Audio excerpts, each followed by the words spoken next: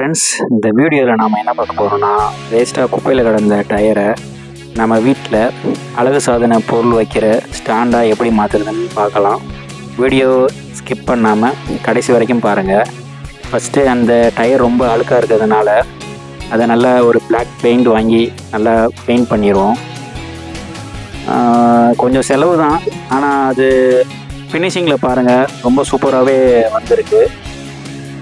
நல்லா பெயிண்ட் பண்ணியிருக்கேன் மக்களே.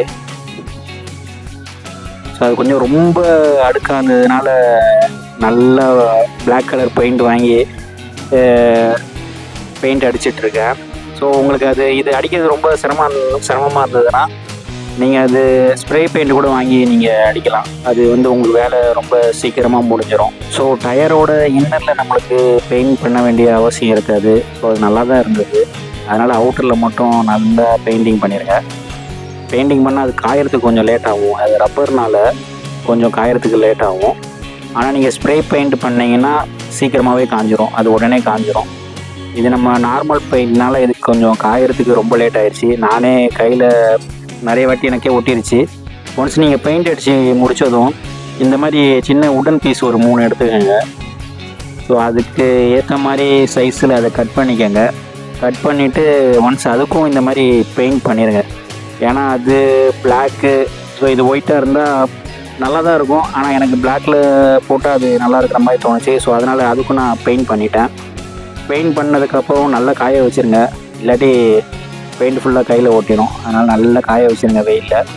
ஸோ அதுக்கேற்ற சைஸை கட்டையை கட் பண்ணிவிட்டு அதுக்கு முன்னாடி நீங்கள் டயரில் 220 வோல்ட் எல்இடி ரோப் லைட்டு அது நான் டபுள் டேப் போட்டு ஒட்டிட்டு ஒரு கடைசி எண்டு வந்ததும் அதை ஹோல்ஸ் பண்ணி அந்த ஒரு சோக்கு வரும், அதோட அடாப்டர், டோப்பின் அடாப்டர், அதை நான் ஃபஸ்ட்டு எரிய வச்சு செக் பண்ணிக்கிட்டேன் இந்த மாதிரி.